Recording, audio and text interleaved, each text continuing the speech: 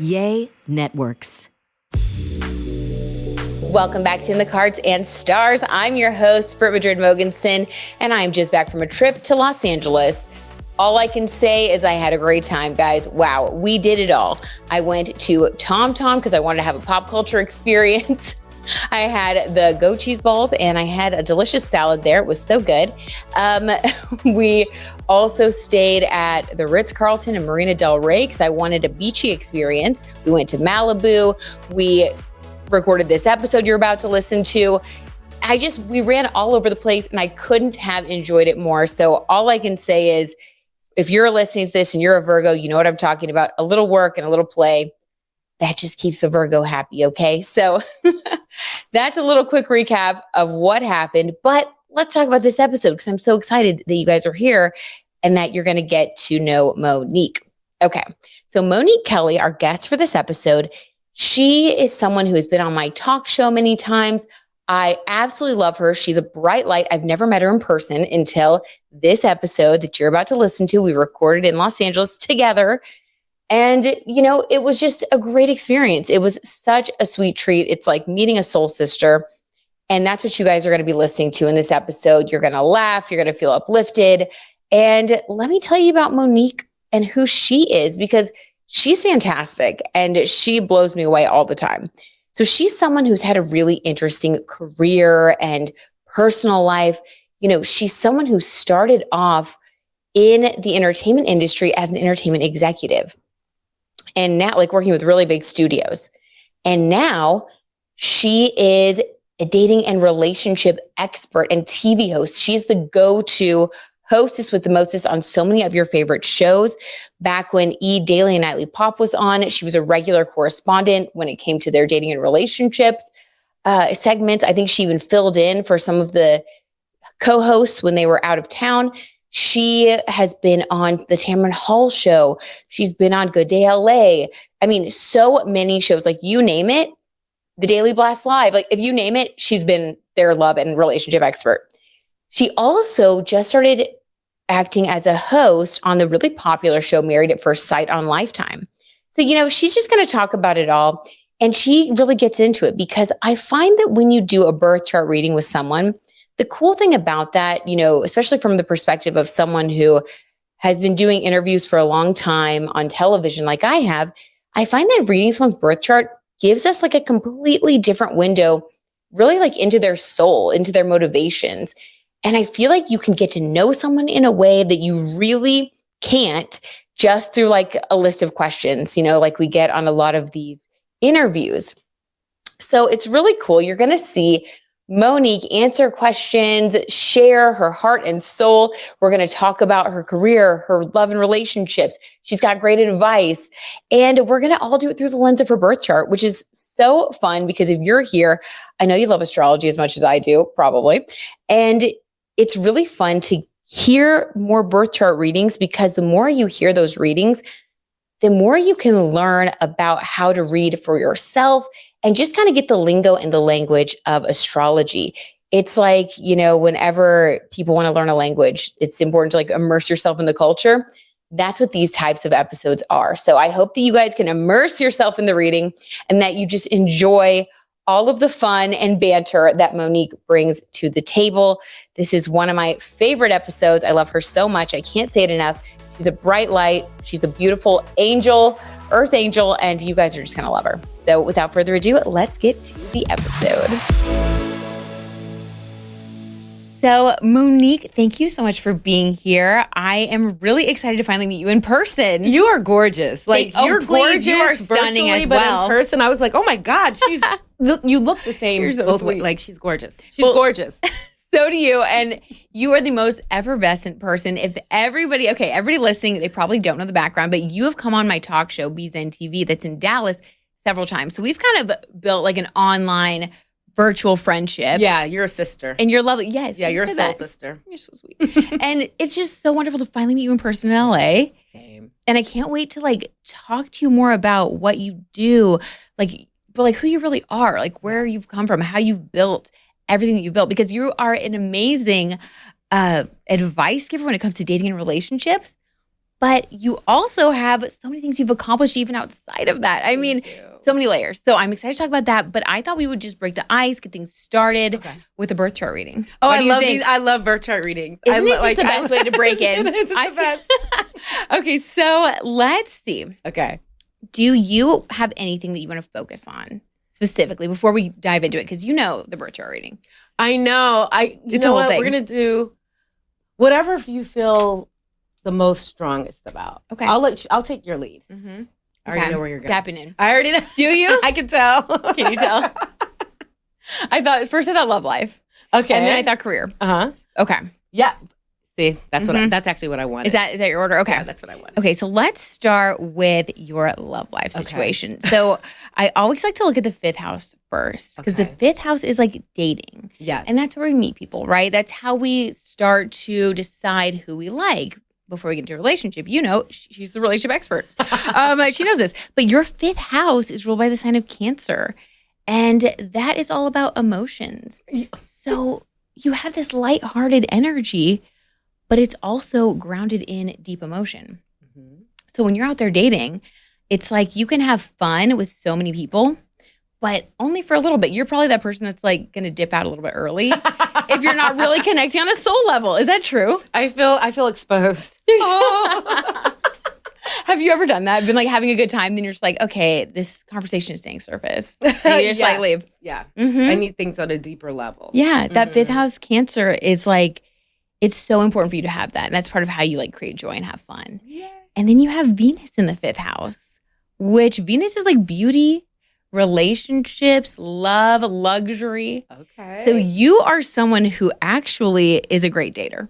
No wonder. Go figure, right? She is the dating expert. But it's so fun to see in your birth chart because not only are you able to tell people about what, helps them to feel nurtured when they're out there dating, but you also just have this natural affinity for it with Venus in that 5th house. You know how to have a good time on a date. You know how to give other people advice for how they could have fun on a date.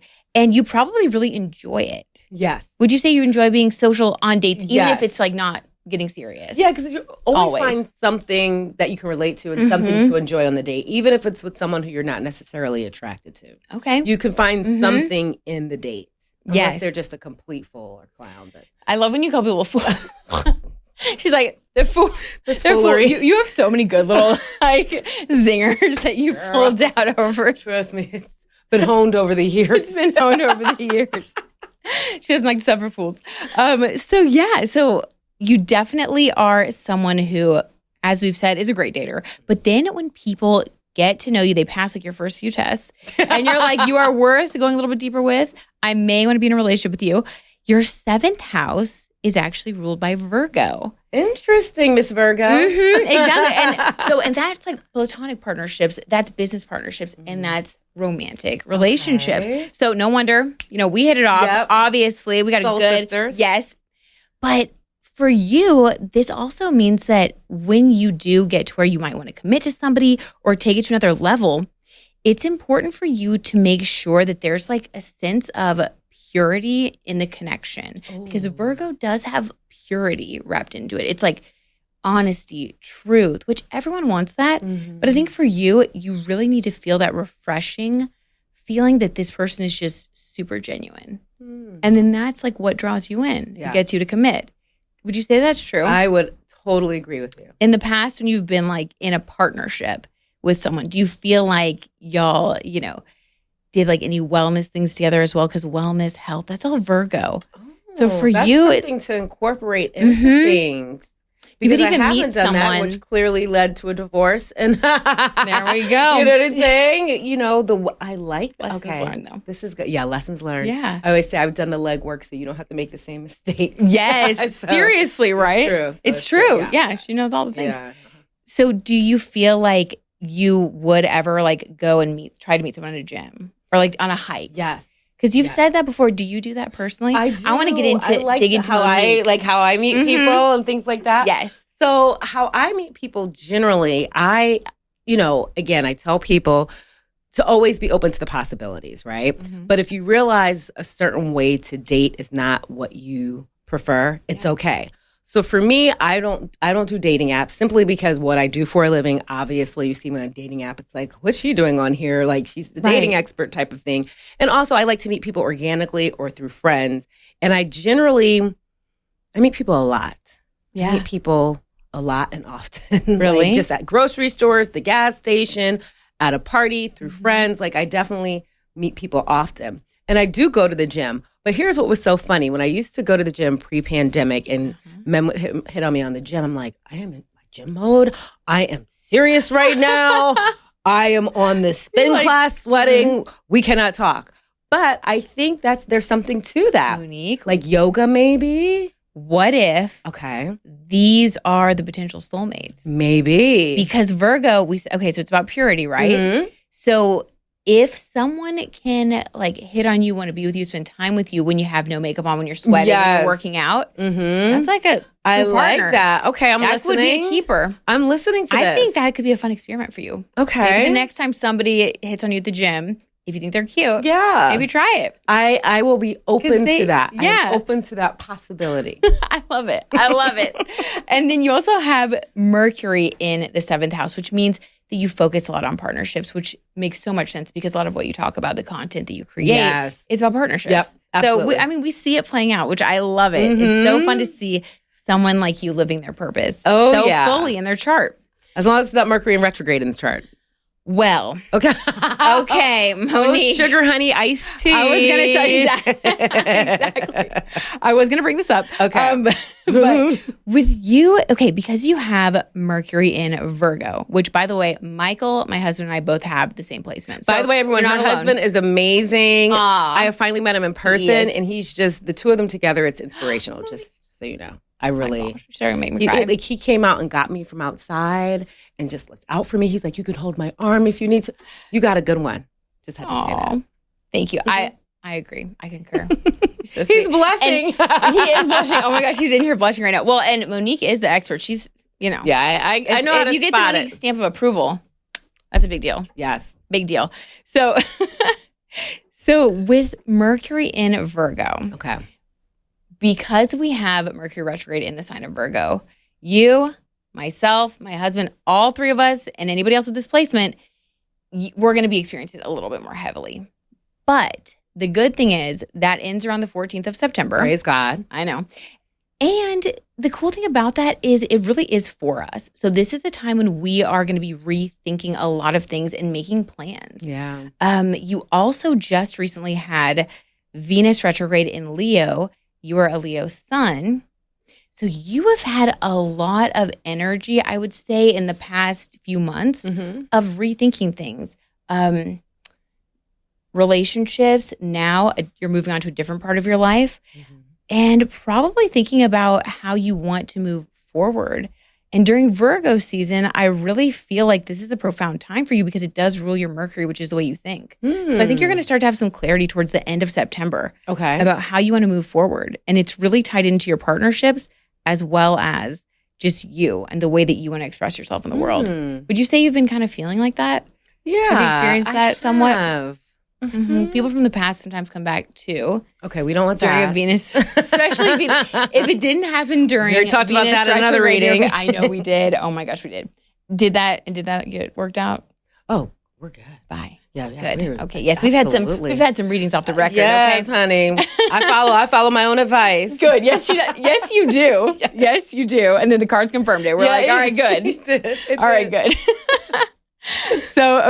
So that is basically, this is just like a time where everybody's kind of reevaluating, but specifically if you have placements in Leo, Virgo, Gemini, because Gemini is also ruled by, Casey, one of our producers here.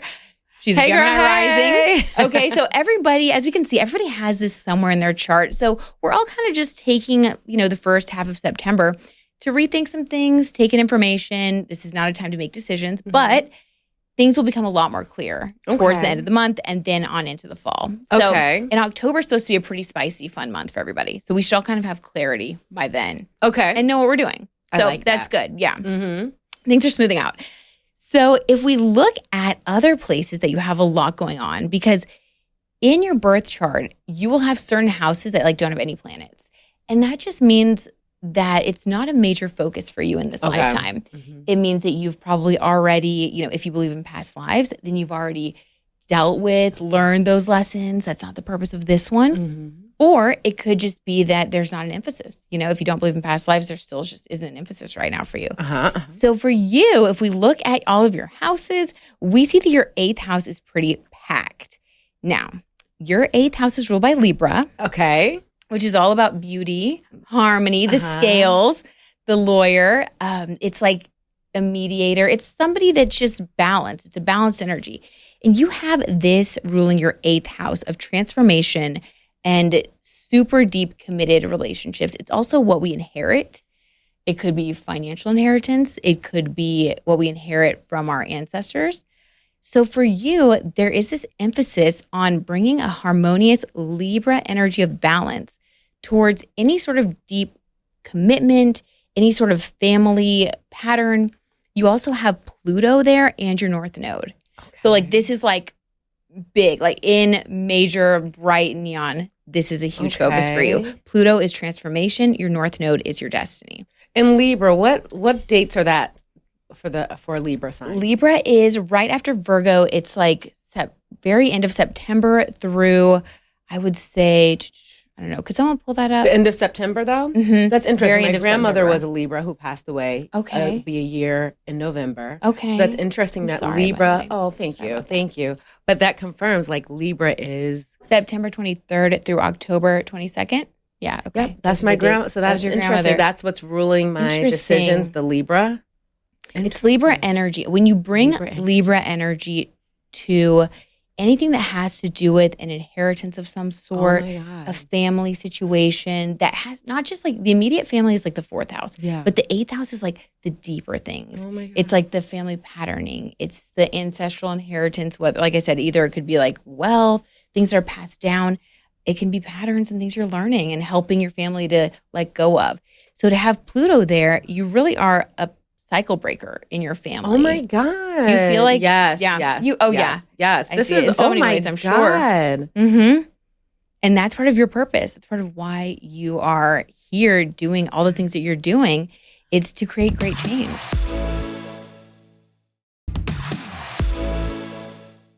The North Node is everybody has this in their chart somewhere. And it's what we were not necessarily born with knowing how to do, but it's what we feel a really deep calling to embrace. And it can feel kind of scary at first. Yeah. And the older we get, the more hopefully we're leaning into that. We're pushing ourselves to reach that. It's kind of our hero's journey, Yeah. It's where we get all the good stuff in life. So for you, that is Libra energy, which means your South Node, which is how you came into the world, is in Aries. Oh, my mother is in Aries. Okay. This is crazy. Okay. Let me calm down. Do you feel? No. Oh my God, feel free to freak out. Crazy. I love it. She just talked to my grandmother, and now you didn't even know this. Mm-mm. No. Okay, where's the cocktail? I know. I need a glass of wine. We need the cocktails for the next time. I know. Oh my God. No, maybe it's good. I don't need a cocktail. Maybe I need to be present for this. Okay, so Aries. So I'm give us those margaritas. So Aries is your South Node, and that is in your 2nd house of earned income and value. Mm-hmm. So what that means is you probably when you were, first kind of starting off in the workforce, or even just as a kid, you probably had a lot of Aries energy where you felt okay with being in the front. You felt okay with being yourself. You're still great at that. Mm-hmm. We take our South Node gifts with us as we pursue our North Node. Mm-hmm. It's our talents that help us to kind of get out of our comfort zone.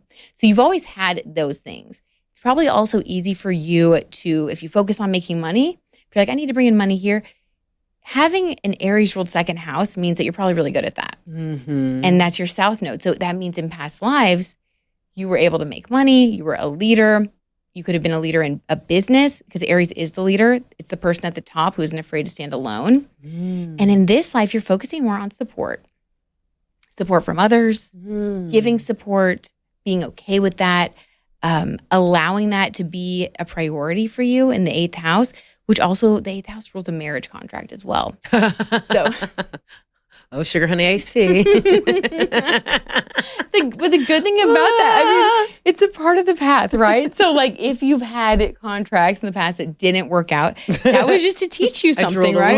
I know. She's like, now I really need a cocktail, okay? I said I need one before, but now I really, so I didn't know we were going to bring this up. Yeah. It's good. Now I'm hitting equipment and stuff. Oh Lord, I'm so sorry. We're falling apart. All right. But that is what your North Node is supposed to do. Okay. It's supposed to get you a little bit rattled because it's scary to do something that feels like it's totally out of our comfort zone, out of our wheelhouse, but it's like super rewarding. So that's what you're working on, and that's going to it takes a few tries. It takes some time. We have to keep pushing ourselves to get back out there, to make the commitment again, to focus on, I don't know, we have a guy we might be setting Monique up with her next 8th house adventure. Okay. And hello. And then, but then with the Pluto there, it is a place where you can really make a huge transformation in your life, in the life of your family members. You can be an example to them. It's a whole thing. It's really major, and it's really beautiful. You're also having your nodal opposition right now as we speak. Oh, break that down. Right now, and for the next 18 months roughly, the North Node is in Aries and the South Node is in Libra. Mm-hmm. For you, because you have those opposite placements in your natal chart, it's called your nodal opposition, which means that you're really going to be pushed to see places where you may be overly leaning on any South Node things, and you're going to be really pushed to move towards your North Node. Okay. And the universe will get serious with you right now about it. So the cheat sheet there is to just go ahead and push yourself there. Okay. So that the universe doesn't say, we get little signs, little signals, little things can happen. And but if you already lean in, if you already start getting into more Libra energy, you'll feel better about it. And you'll see that things aren't happening that are necessarily negative. The other thing about that is that this is another place where you are kind of reevaluating your image in some way. Yes. Right now. Uh-huh. Yeah. Do you feel that? Absolutely. Okay. Yes. Absolutely. You're not, after this 18-month period, I would not expect you to be viewed the same way in the public eye or even by yourself, how you look at yourself. It's really going to shift. Wow, that's interesting. Yeah, you're right. Are you doing some change? Yeah, major some secret changes. Yeah, there's some major stuff on the horizon. But it is changing things, how I move. Yes. Yeah. Yes. We'll talk about that off record. Okay. Ooh, I can't wait. Talk about that off record. Juicy. Mm-hmm.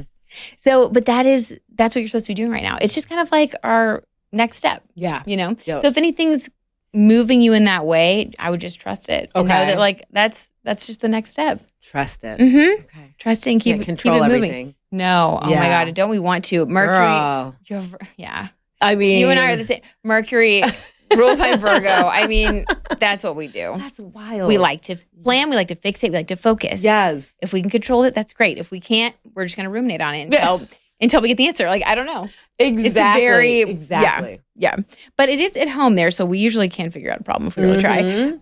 Okay, so then if we look at other places where you have a lot of activity, we see that your 6th house is actually ruled by Leo. Oh, yes. Yes, and that's where your sun is. She's a Leo sun, if you couldn't tell. Bright, shining light. I always tell you, you're like the sun. Oh, she walks in the room and she's just shining and makes everybody happy. That was sweat. That was sweat, girl. No, please. She sparkles anyway. Oh, my gosh. But you make it look good. You make it look like it's just shining. Ooh, child. Okay, thank you. And she's glistening. Glistening. But you do. You raise the vibration of the room. And I always say a Leo in their highest vibration is just magnetic. Everybody wants to be around them. Everyone wants to be in the warmth of the sunlight. And then a Leo in their negative vibration will kind of ignore other people. And that's where people will sometimes think that Leos are more negative.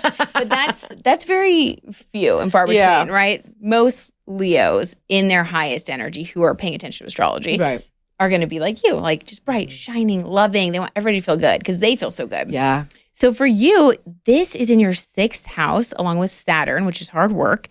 And so that means that you are combining your bright, shiny light with your hard work in the 6th house of everyday activities ruled by Leo. So this is basically someone who's obviously doing what you're doing on TV, working hard, showing up, staying consistent, shining bright. This is also about wellness again. Oh, wellness. Okay. Mm-hmm. And this also says that like when you are working hard, like you're probably someone who would really feel great when they're working out. Yeah, Again, I don't know. You have a lot of working like out. doing the countdown. I'm like, places. I have a Peloton class at 4. Do you really? I do. Okay. Perfect. Yeah, I'm you have obsessed. A lot of workout places that are like, this is where you find a lot of like your joy, your clarity, and even your partnerships. Ooh, you might meet. Is the Peloton thing just at your house? It's at my house, but Okay. I do yoga. I do hot power yoga. Okay, too. okay. So Interesting. interesting. Mm-hmm. We'll have to check back in after she does some in-person meetups. So you have a lot going on in your 6th house of day-to-day, but that's really fun because this shows that you are someone who's able to experience a lot of joy in their day-to-day life. Mm-hmm. I would say for you, probably the day-to-day grind, what some people might call it, probably doesn't feel so much like a grind to you. No. There is a lot of hard work because of Saturn there, but I feel like you enjoy it. I kind do. of love it. I get bored when I'm just Yeah. not doing anything. I'm like, I'm supposed to be doing something. Mm-hmm. Although according to human design, being a projector, I should embrace rest. You do human design. I've done like a little bit of it. Yeah. I know I'm a You're a generator. Yeah, are you a manifesting generator? No, or a generator? I'm just a plain old generator. I Well, don't that know. makes sense. Look what you're doing. You think? Yeah. See, I don't know enough about it. Do you know a lot I don't about know. it? I know about mine, projectors. Tell us about yours. So with projectors, Curious. your goal in life is to change the world, change the view of the world. Yes. And, have people see things differently. But with projectors, it's all about energy because a lot of times you soak up the energy of the room in order to help people. Oh, sorry, hitting stuff in order to help people. So you're soaking up that energy. So a lot of times you are tired, you're exhausted. And with projectors, you have to learn that you can get stuff done in a short amount of time than most. So you don't have to always be doing stuff and respecting when you need your rest time. Like resting and making sure you rest. And also with your gifts, not everyone's ready to hear it. So you have to be willing to wait for invitations and not force it. That's like kind of the general. I'm sure I'm botching it up, but that's like no, the general. that sounds great. Oh my gosh. And that makes sense. Uh-huh. I could see that if you're a bright, shining light, you walk into a room, people who are attracted to the light, ready for it, are going to just flock.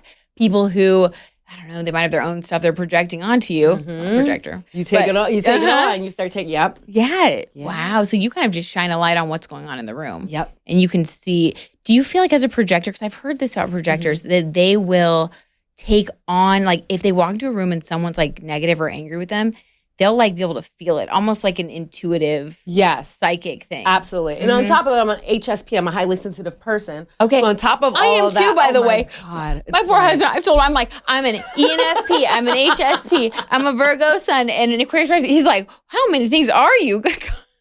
Honey, so many things. There's so many. So many So things. like, when you're in going on. HSP, it's like you take on everything. And then Yes. after you leave the room, you're like, okay, maybe I should have said this. Maybe I should have done that. And Yes. you're like overthinking things. Yes, and then your Mercury and Virgo gets overstimulated, and then it's just, then you just got to lay down. We really are soul sisters. We are. We're going to be Ebony and Ivory. That's going to be our new thing. Okay. I'm into it. Let's do it. But, oh my God. but that is so interesting. I can totally see that you're a projector. I still don't really get mine. I'm going to probably dive deeper into it. Yeah, and I need to I don't dive really get deeper it. into mine too. I just know like the general stuff. People who are really into it, they're probably like, well, that's not, don't come for me in my comments talking about that I said. A loving, friendly discussion. It's just very general. I know I need more research. I'm sure I messed it up. They'll come in those comments like, girl, we don't know what you're talking about. Don't read the comments. Oh, I know. I made the mistake. But then I'm like, you know what? These people they obviously are spending the time. Right. It's some kind of strange, warped love. It is. It really, and you know what? For us, I know like for that. me, when I used to read comments, I would be like, I would have 50 great comments. Yes. Oh, she's great. And I might have one negative. And the rest of the I'm like, No, I so know. my friend was like, For sure. Don't read the comments. I know. Although sometimes I do. sometimes I do Sometimes too. I do sneak and read. I found, and then my husband will respond to them. Oh, see, that's what I'm talking. That's he's a good lawyer. man. He'll come in and he'll say something. I'm like, honey, we're supposed to we got to ignore that, whatever. But then sometimes I'm glad he did. Yes, you got a good man. You got a man. He'll swoop in. He's like, I can't stop talking to my wife like that. Like, here we go. I'm a scandal. But I caught myself reading a bunch of good comments, and then I hadn't responded because I was busy doing stuff. Yeah. Right. And then I saw an alert that there was another comment. I read it and it was an angry comment. And I hopped right on. I was going to respond. And I'm like, what am I doing? I'm not responding to the people that have given me love, but I'm Right. triggered to respond to the people that are giving me And who hate. can give you I was hate like, let's of all reevaluate people, what you do, and your thank your you. whole thing is positive light Thank you. energy. They'll say all kinds. They're like, this is BS. She doesn't know what she's talking about. Like, it's just So you said Aries, Libra. You calling some stuff out, okay? Mhm. This is This is you're like, they're not ready. I'm like, they ain't They're ready. not ready to look at their charts. They're not. They're low vibrational. I think so. Hey, we're just gonna go with it. I think so. Okay, then you have your. Then we'll wrap this up because I want to get to your story. Take your time. I want to get to. Okay, I'm relaxed now. good. honey. You feeling good I'm now? like, Okay. yes. Sometimes it can be stressful to get here. Well, Mercury is retrograde right now, so Right. And so you know. everything- yeah. Clearly. Makes sense. So for you, let's see. If we look at your fourth house, so your fourth house is ruled by Gemini, and this is your fourth house of home. Okay. It's also like the home within yourself. So it can also be like the way that you view like your body, your even like your mental self, like how you self-identify when you look in the mirror. So the fourth house, whatever your concept of home is, this has a really Gemini energy, which I totally get that from you. Mhm. And you also have, I believe, you have Gemini, Mars, Jupiter and Gemini. Yeah. So you have a lot of Gemini in your chart. And my dad's a Gemini. Your dad's good Gemini? Lord. Okay. She's like, this is crazy. Okay, so you do have your fourth house ruled by Gemini, though. So there is something about the home energy with, Gemini. Maybe when you were growing up, you did a lot of things with your family. Maybe there's a lot of focus on the Gemini in your life. Maybe it was something that you always feel like you're on the go, because Gemini is a really like busy, fast changing energy. And sometimes that's fun. Sometimes that's exhausting. It kind of just depends. So your house, and as you create your own home, you can decide how you want to channel it. Okay. How you bring the Gemini energy into your house, because it's just what is always going to kind of rule that part of your life. It just is. Our charts just kind of reflect how we naturally show up. But you also have Mars and Jupiter in the fourth house, which means you have a lot of drive and energy. This is someone who would be great with doing projects at home, working from home. This isn't someone who would feel demotivated by working at home. Okay. Mars gives energy. Mars is the warrior. Do you feel like when you work from home, when you do like any sort of like Zooms or anything, like do you feel like you like that sometimes, or what's your vibe when there? I write, What's the my Mars writing, energy? I always write at my own home. Yes. So that's like You where do? I don't go out to other places. So when I'm writing my book, I'm working on my second one now. You are? I write, yeah. The second one's See, going to be it's where great. you It's get this inside nonfiction. scoop. So it's going to be all dating stuff. And then I'll pick up my fiction again after this book. But yeah, so I'm in the process. But yeah, I do everything from home. Okay. Well, and that's very lucky for you because Jupiter is where we have luck. Okay. And you have Jupiter in the fourth house. Okay. So when you combine drive and the energy of luck, manifesting, doing things at home, it's so interesting. But if there was something important to you, like a book, I feel like if you did it at home, it just would have a little bit of that Jupiter energy. Okay. That's like our sprinkle of luck. It's what brings us just like easy wins, that kind of thing. Great like the gifts. confirmation. Okay. Your gifts from the universe. So fourth house for you is just, it's a nice place. So your home, the more attention you put in your home, the more you invite that Jupiter energy of like abundance into your home, the more that it'll come through for you. Okay. So you have a really good fourth house. Oh my We like to see that. We like to see that. And then let's see, your 10th house, which is career. Okay. Yes. Your 10th house is ruled by Sagittarius. Okay. So this means that you are very much a free spirit. You also have your midheaven in Sagittarius. So people see you as a free spirit. Your midheaven is how people view you, like the public eye, when you're on TV, when you're on social media. For you, it's like people think of you as a free spirit. Also, Jupiter is the ruler of Sagittarius. So know how I said it was like luck and all that good stuff and joy. So that's Sagittarian energy. So you are seen as someone with joy. Okay. So you have that Leo sun, your midheaven, and your 10th house ruled by Sagittarius. Oh my God. This is a ray of sunshine. You are a ray of sunshine. And also Sagittarius is like bringing big concepts and learning. And like this is studious energy. This is someone who's a teacher. Oh my gosh. So it's like you bring people the gifts of knowledge. That's that 10th house. So you're definitely, I would say, living that purpose, going to all these TV shows and people interview you, you give them your answers, you tell them about your experiences. That is the Sagittarius sage. So it's like the happy sage, I guess. Like I the like jubilant this. sage. And then Neptune is in that house, which is the higher octave of Venus. Venus is beauty, love, all that good stuff. But the higher octave is like extreme creativity. It's a dreaminess and it's an ability to tap into like the collective consciousness. And you have Pisces rising, which also makes you someone who can tap into the collective consciousness. Yes. So you can I feel like you can definitely tell like what's on the pulse, and you're someone that can intuitively tap into that and make it work for you in your career. I love that. And these are like the main things that you have going on. This is so good. So yeah, I feel like she's on the money. Well, it's so fun to see because you are someone who definitely lives out loud. You're living your chart 100%. Yes. And it's so fun to like see it and see the little details of how you're doing it. Absolutely. I love it. I love it too. This works.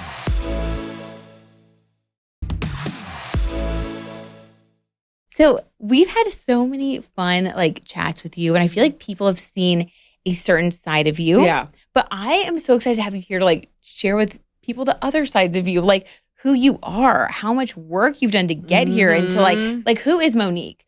Will you tell everybody about like introduce yourself to the class? Will you tell everybody about yourself, like your journey?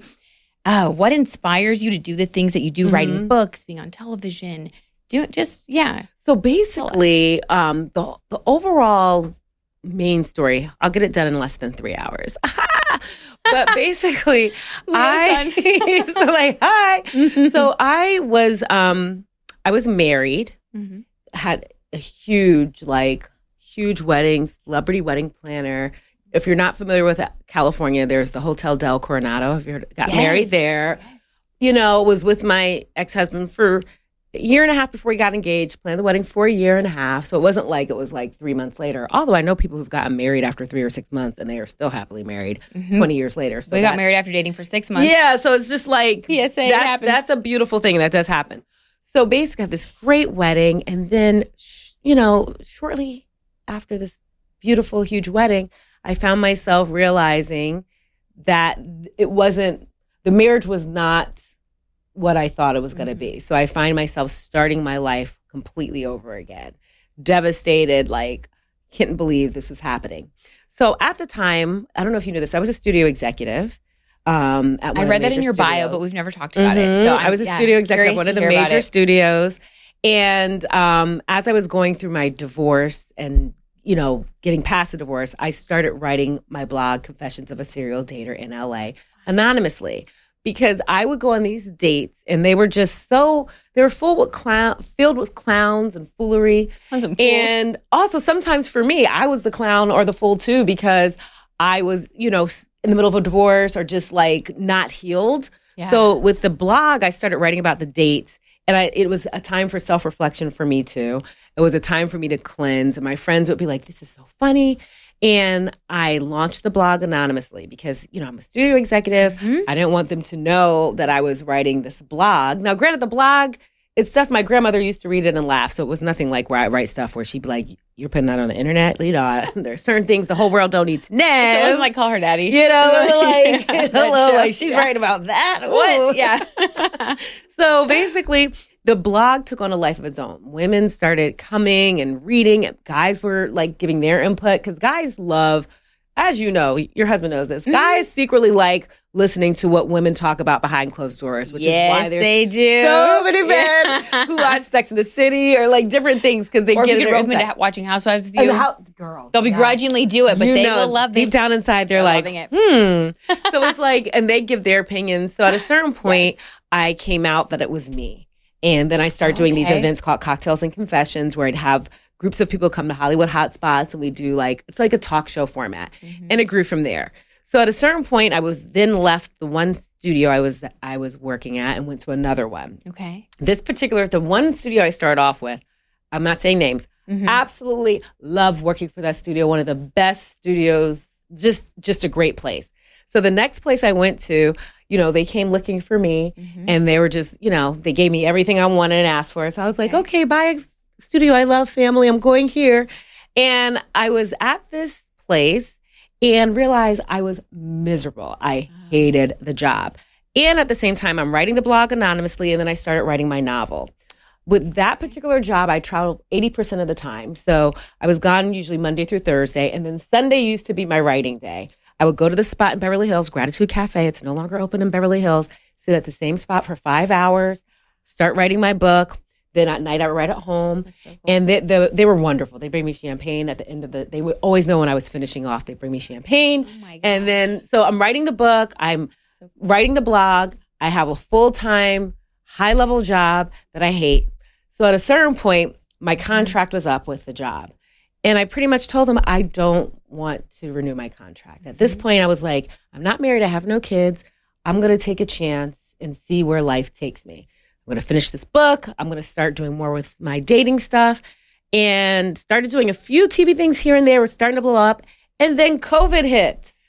And I was like, oh, sugar, honey, iced tea. I have quit a lucrative job. And COVID has hit. And what am I going to do? Like this, oh my gosh. So after prayer and things like that, I had a freak out moment for one day. And then the next day I was like, you know what? I can help singles navigate dating with this pandemic, because we'll probably only last a few months. Right. Well, yeah. You remember? Yes, I remember those days. 6 to 8 weeks. It won't be very long. It'll be fine. So I started doing this thing called Single During the Rona. It was giving dating advice for singles during lockdown, because it was only, just a few months of helping them out. And then as it grew, and we realized it wasn't going to be a few months, television shows were loving the content, because first of all, it was feel-good content in the middle of just foolery. Yes. Second of all, we needed your light. Needed the light. Your Leo sun light. As yes. you said, whatever. 100%. What house was that? House of 3 or whatever. So you are, let's see, well, you have your Leo sun in the 6th house. So she brings the love and the light every day. Thank you. To your work, 6th house work. Yes. Thank you very much. And I was born August 6th. There you have it. Hello. Yes. So basically, it was just like, it just blew up from there. Yeah. And from there, it just literally blew up and just grew, expanded. And then here I am. That's kind of was that under 3 hours? Yeah. I was getting close. I was 2 hours and 58 minutes. So when you were like evaluating making that change, leaving the job that felt stable and that, I feel like so many people will struggle with that. They don't know when they're ready to make a change, or even to like start doing like a side thing where they're like honoring their creativity, writing a book, even if people don't quit their job. What was your thought process around all of that? How did you decide like, okay, I'm ready now, or this is going to be my moment to do that? I think it's important that when you are going that route, because a lot of people hear this story and they're like, oh, you quit your job and left the job. And it sounds so inspirational and so easy. Right. So, and remember, when I left, I did not know we were going to have let me watch my language, a pandemic. Pandemic. Yep. But first of all, when you're making that decision, and for 3 years, I was working full time and doing the other stuff on the side and building the brand. I was not making money at all. It was literally like something for fun and seeing where it went for 3 years. But I always tell people, don't be stupid, okay?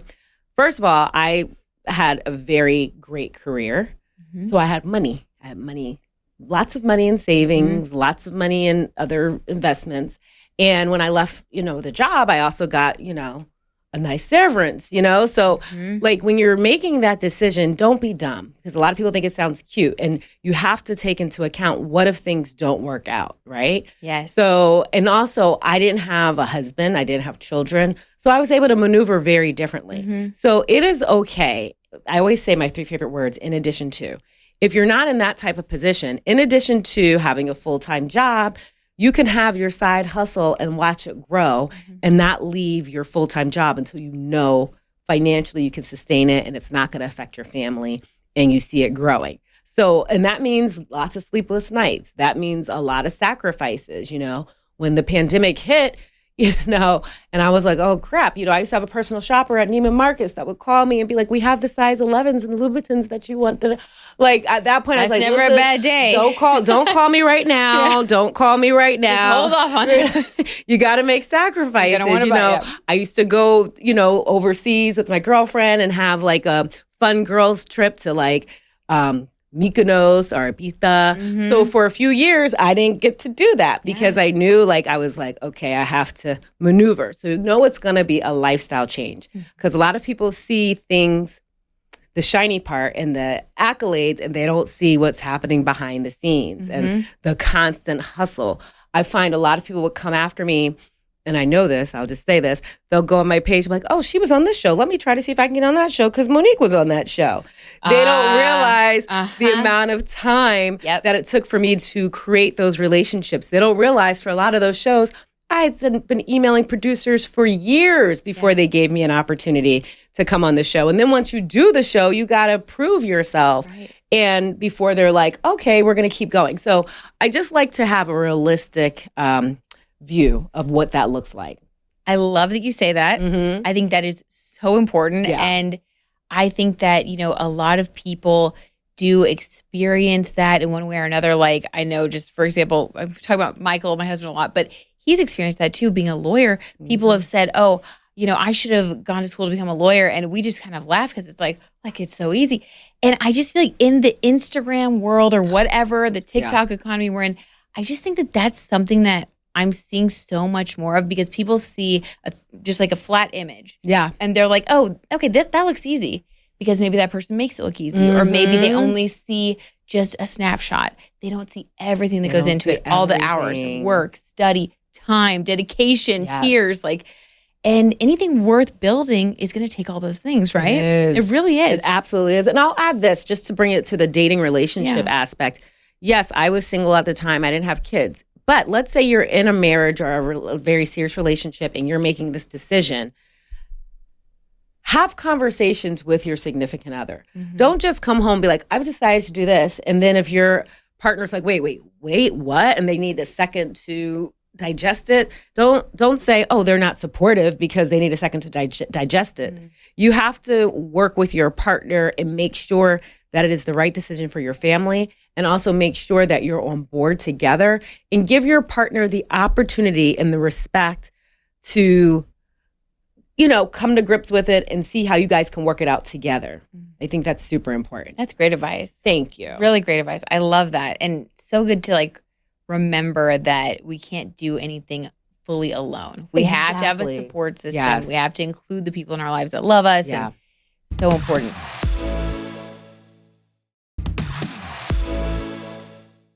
I also want to ask you about, you know, when you were living that previous life. The married life? And you were, well, no, not that life. One. Okay, yeah. We'll let that one. Girl, that just didn't work out. It was a speed bump. I always say with my marriage, it was like you're driving along and you're like, you hit a speed bump. You're like, oh, crap, I hit a speed bump. I think my alignment's off. Hopefully my tire's good. You get home, you're like, okay, it's good. Okay. They're good. They're we'll great. keep it moving. Yeah. We'll she had a full new set of tires. She's looking great.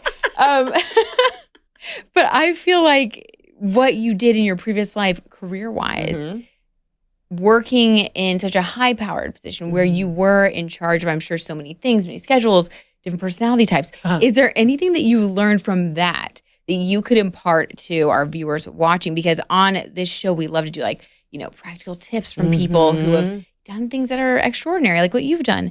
What would your advice be for anybody who finds themselves, struggling with that climb or dealing with those types of situations in the corporate world and beyond? Good. That can be tough. First of all, with the corporate world, there's a few things. First of all, with your networking, don't just go to people when you need something, right? Build those relationships for a while. Maintain those relationships. I will say a lot of my success has been from women in particular that were executives as well, that I had relationships with them for years before I even needed anything. And just would stay in touch with them. We'd hang out. I had a great sister circle. And those women, when I was ready to make moves, they looked out for me. They made sure they had the meetings and things like that. But that's because I had been in these circles and building these relationships, not even realizing what was coming, but just genuine, authentic relationships for a decade. That's great. So that was number one. Number two, don't get so stuck in how do I put this? Yes, I'm a Black female in a very high-powered job. But I don't lead with being Black or lead with being a woman. That's part of who I am. That's part of what makes me. But I am Monique. And when I'm doing different things, I come from the perspective, yes, all that's in me. That's all part of it and important. But I come and I approach people individually for who they are, the energy they bring to me. And I don't bring all of that with me when making decisions. It's a part of who I am, but it's not something, hopefully I'm expressing this right. It's not something where it becomes how I maneuver with everything. Okay. I like to look at people as individuals and who they are and the energy they bring to me and operate from that perspective. Okay. So I think that's important. Also, I think it's important too, as a woman, as a Black woman, that when you do get into positions of power, you help other people out. So in the same way that those females executives looked out for me and made sure they made a way for me, even when I was in corporate America, women, we looked out for each other. We made sure we paid it forward. So making sure you do that. And also maintaining your will not to cuss people out. When you type an email, walking away that can be tough. And coming back before you hit send. Because trust me, I didn't always do that. Well, it can be hard. Okay, I'm sure people have some emails from my 20s that I just not as involved. Oh, me too. Or healed, even in my 30s.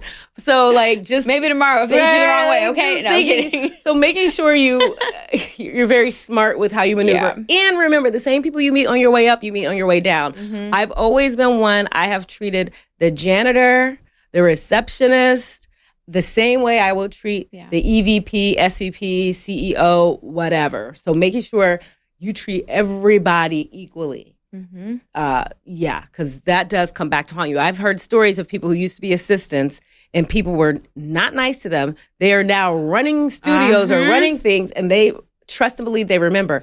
And you're not going to be nice to people just because they might blow up. You're going to be nice to people because you're not an a-hole. Exactly. Yeah.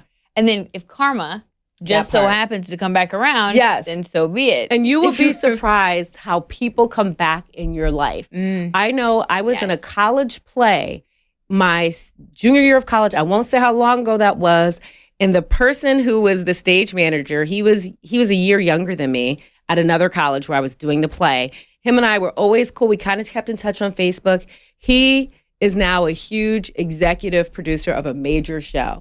And to this day, he recalls us being in college, how cool we were. And it's helped maneuver a lot of things in my career. And that was back when I was in college. So you just got to be careful how you treat people. Be a nice person. Just try to stay balanced even when you get stressed out. And then you have Saturn in your 6th house, which is like daily work. And Saturn is discipline. Would you say that you have any like good tips for remaining disciplined, staying involved when it feels hard? Because again, you know, our culture right now, it's very much about quick fixes, instant results. How did you stay the course, and how would you like give other people advice to do that? So that's when it comes to your circle and your family. I have wonderful friends, an exceptional family, in particular my mother. She's just my rock. And I don't cry. My grandmother was just like, I'm sorry. It's a lot of love. She was always so supportive from the very end. So it's important that you have a good support system, because there are days when I have been like, I'm over this. Like, I'm just going to go back to thank you. Thanks, Michael. It's okay. We cry here. I know. I'm all like, it's a safe space to cry and let your feelings out. Girl, don't. Okay, you can edit that part out. You have a lot of love. You have a lot of love there. So I know like having that support system for those days when you're down and you're ready to throw in the towel, right? Also, I am very much into meditation, prayer, and just centering myself and making sure that I am completely centered on days. And this is something I've learned when I am just feeling just not feeling my best. I've learned how to pause and meditate. Self-care, including I have a Reiki healer, therapy, like all of those things are important.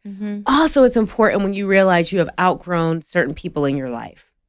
I have realized, I would say in the last year, it's been not a whole lot, 'cause generally I have such great people, but I'll say there's been maybe 3 people where I've realized, you know what, at this point in my life, this relationship, it is no longer energetically what I need it to be. And being okay with setting a boundary doesn't mean you go tell them to F themselves, but you realize you tell them, you set boundaries for yourself.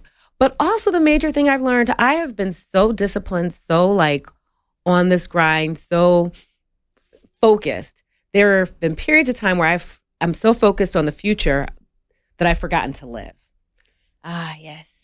So making it a point, okay, Monique, you need to go out with some friends. You gotta have balance. Because there was a period of time I didn't go anywhere. I was doing all those shows. I had to be tested 3 days a week. I was like, I'm not going anywhere. I'm not talking to anybody. And I was in this bubble. And I have to admit, when I started going out again, I was socially awkward. I was like, I didn't know how to interact with people. Understandable, yeah. Get out of practice. Just making sure you have that balance. I'm like that too. I've been like that too for sure. When I've like just hermited away, working on something that I really care about, and then you forget to have a balanced full life. You forget. You're like, what am I doing? You forget to go out and have fun. So I'm getting better with that. Much better. I think that's like an ongoing thing, especially if you have your Mercury in the sign of Virgo, like we do. We're always going to be focused on our projects and things that we care about.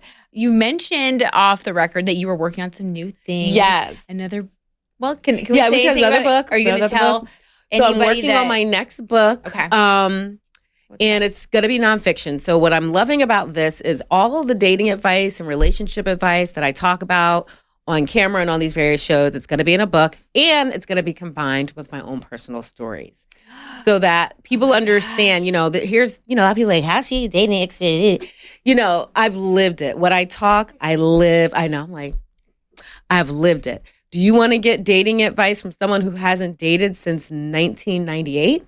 Or do you want to get dating advice from someone who has been in the trenches with you and gone through it? So it's going to be... Venus in the 5th house. And has Venus in the 5th house. She's an expert dater, even in her birth chart. I just got to add that. Okay, sorry, go on. Thank you for that. Put that in the, it's on the bottom. Oh, I keep moving stuff. When I get excited, I'm sorry, your engineer is going to kill me. I do that too. I do that too at my home studio. Make sure you put that in the bottom.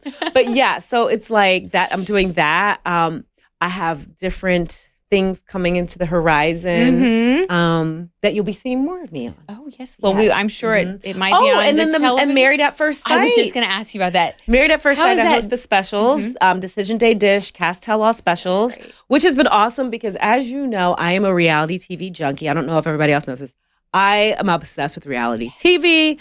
And Married at First Sight, I have watched since season 1. And people think, oh, that's crazy, someone getting married at first sight. But what I love about this show is the vulnerability of the people to do that and taking risk. In life, you have to take risks. And I think the people who go on this show, I love that they're open to that possibility. So have you seen people just like finding love? What are some of the different things you've witnessed? The things I've witnessed is people who have stayed together. Like one of the couples, a few of the couples have children together. They're still married now. So the experiment does work. And I think when you are single and you're doing different things to meet your mate, a lot of people can be very judgy of like, well, I can't believe they did this. I can't believe they did that. I applaud the people who come on this show and are actually willing and open to seeing what the possibilities are. Even if it doesn't work out. How many times do you meet people organically, and you start dating for a while and it doesn't work out? Do people then say, well, you shouldn't have met this person at the grocery store. Next time, go to Whole Foods instead of Erewhon? Yeah, no. So we can look for you with your new book. So we need to follow you on Instagram, of course. You can see when you're releasing new things. You're always on different news shows. So also go to Monique's Instagram so you can see if she's going to be appearing on a show near you. You're on national shows. You're everywhere. Everywhere. Just, I think, go to the Instagram to keep up with you. At Cocktails and Confessions. That's where you'll see everything, what I'm up to. Thank you so much. This has been such a delight as always, and I appreciate you coming here so that we could all get to know you a little bit better. I'm so happy to be here. Like this, the woman behind the amazing advice. Me too. I am so happy. This has been awesome. Same. Thank you. Thank you. Thank you guys so much for joining me for this episode of In the Cards and Stars. I had a blast. I hope you did too. Don't forget to subscribe. If you have not subscribed, be sure that you leave a review, please. If you feel inspired to leave a review, I really want to hear from you guys. I feel like sometimes I don't get the feedback from you. So please leave a review. Tell me who you want me to have on next, what kind of topics you want to discuss. Just let me know your thoughts and all your feels. And I will see you guys for another all new episode next week. Also, last announcement, If you guys are not following me yet on YouTube, please do over at Brit Madrid. I put the videos for the podcast there, but I also do lives on Sundays. I also do tarot tea times that drop every few days. So if you guys like this kind of astrology and pop culture content, you're going to love it over there. So be sure that you check that out too. And I will see you guys next week.